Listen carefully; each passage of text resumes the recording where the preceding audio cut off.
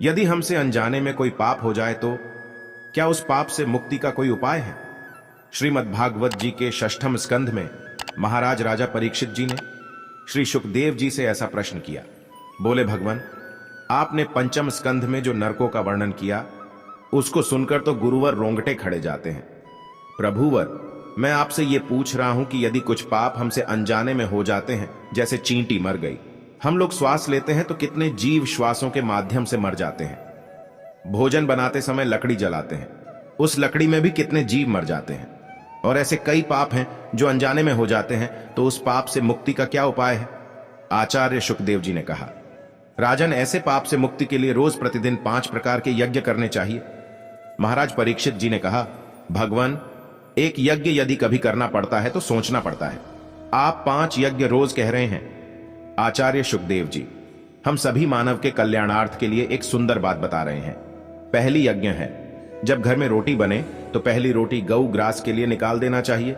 दूसरी यज्ञ है, चींटी को 10-5 ग्राम आटा रोज वृक्षों की जड़ों के पास डालना चाहिए। तीसरी यज्ञ है, पक्षियों को अन्न रोज डालना चाहिए। चौथी यज्ञ है, आटे की गोली बनाकर रोज जलाशय में मछलियों को डालना चाहिए। 5वीं यज्ञ है, भोजन बनाकर अग्नि भोजन, रोटी बनाकर उसके टुकड़े करके उसमें घी चीनी मिलाकर अग्नि को भोग लगाओ। राजन, अतिथि सत्कार खूब करें। कोई भिखारी आवे तो उसे झूठा अन्न कभी भी भिक्षा में न दे। राजन, ऐसा करने से अनजाने में किए हुए पाप से मुक्ति मिल जाती है। हमें उसका दोष नहीं लगता, उन पापों का फल हमें नहीं भोगना पड़ता। राजा ने पुनः पूछ लिया, भगवान, यदि गृहस्थ में रहकर ऐसा यज्ञ न हो पावे तो और कोई उपाय हो सकता है क्या? तब श्री सुखदेव जी कहते हैं, नरक से मुक्ति पाने के लिए हम प्रायश्चित करें। कोई व्यक्ति तपस्या के द्वारा प्रायश्चित करता है, कोई ब्रह्मचर्य पालन करके प्रायश्चित करता है, कोई व्यक्ति यम, नियम, आसन के द्वारा प्रायश्चित करता है। लेकिन मैं तो ऐसा मानता हूं राजन, केवल हरि नाम संकीर्तन से ही जाने और अनजाने में किए हुए पाप को नष्ट करने की सामर्थ्य है।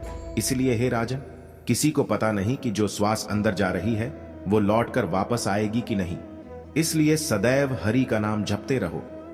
भगवान राम और कृष्ण के नाम को जपने के लिए कोई भी नियम की जरूरत नहीं होती है। कहीं भी, कभी भी, किसी भी समय, सोते जागते, उठते बैठते भगवान का नाम रटते रहो।